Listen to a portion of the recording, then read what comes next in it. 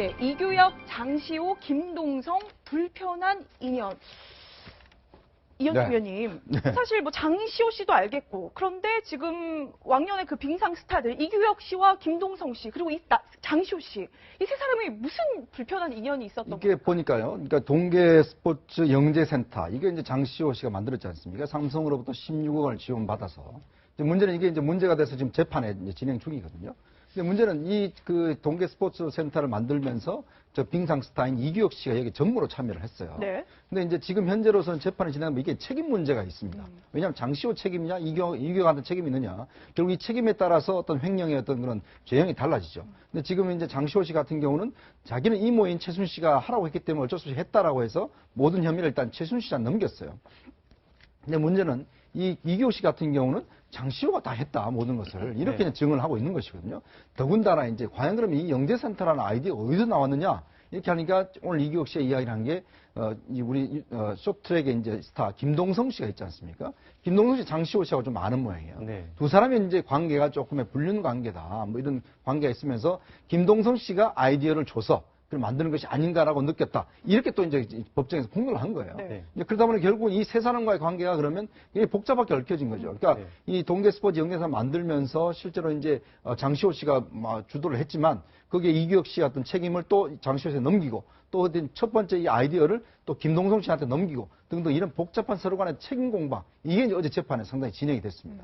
이거 하나 반드시 짚어봐야 될 것 같은데요. 사실 헌재 변론에서 고용태 씨와 최순실 씨의 관계를 가지고 얘기를 했고 그리고 국정농단과 관련한 서울중앙지법 재판에서 다시 또 이규혁 씨는 김동성 씨와 장시호 씨의 관계에 대해서 이야기를 하는데 사실 사건 본류와는 관계가 별로 없어 보이는데 왜 자꾸 이런 그 진술들이 나오는 걸로 봐야 되는 겁니까? 그러니까 가장 기본적으로는 원래 의도 자체는 그 사람들이 하는 말 자체의 신빙성을 떨어뜨리기 위한 것이겠죠. 그리고 이제 고영태 씨와 같은 경우에는 이제 전체적으로 뭐 태극기 탄핵에 반대하는 그런 분들 같은 경우 이 사건 전체가 고영태 씨의 어떤 주도하에서 이루어진 거대한 사기극이다 이런 주장도 하고 있지 않습니까? 그래서 헌법재판소에서 그런 논리를 펴고 있는 거고 이제 어제 형사재판 같은 경우에는 장시호 씨는 사실은 이 동계 스포츠와 직접적인 연관이 있는 사람은 아니잖아요. 네. 거기서 누구 사람을 모을 수 있는 사람도 아니고 아이들을 가르칠 수 있는 역량이 있는 것도 아니고 그렇기 때문에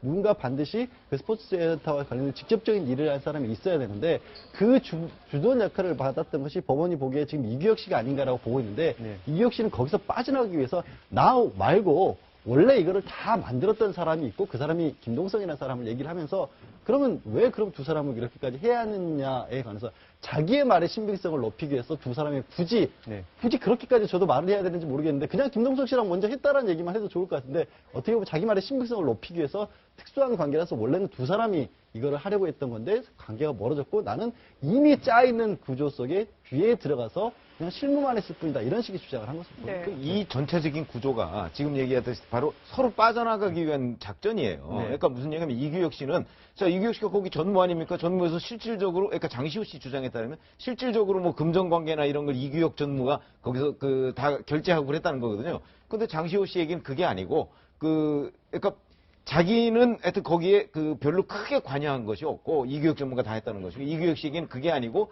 자기는 그냥 거의 껍데기였고 실질적인 거는 이제 장시호 씨와 김동성 씨의 그런 개인적인 관계에서 비롯돼서 이 둘 사이가 조금 틀어지면서 자기는 중간에 끼어들었을 뿐이다. 그러니까 자기 책임은 별로 없다는 거죠. 그러니까 서로 책임을 빠져나가기 위해서 다른 사람한테 떠밀었는데 그 떠미는 과정에서 뭐 남녀관계 얘기까지 나옵니다. 근데 이규혁 씨 얘기를 보면 이런 것으로 이해한다.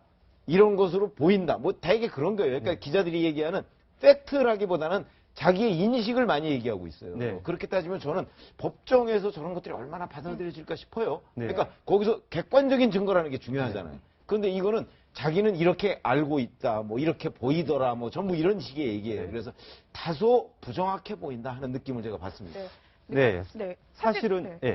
사실은 재판부가 저런 것들을 어떻게 가지치기를 해가지고 본류를 판단할지가 일반 사람들 입장에서 굉장히 궁금한 대목인데 실제로 어떻게 판단합니까? 아니 생각보다 저런 부분들은요 심증 형성에 결정적인 영향을 주지는 않습니다. 어차피 법원에서 나오는 주장이라고 하는 거는 증거가 없이는 뒷받침되는 게 없기 때문에 판단을 안 하는 거거든요. 그러니까 저희가 뭐 연수원 같은 데서 배우는 가장 기초가 그 당사자가 무슨 말을 하더라도 그게 과연 이 사건과 직접적인 관련성이 있는 그야말로 증언에 해당하는 것을 먼저 판단을 하고 그 주장 자체를 뒷받침할 수 증거가 있느냐.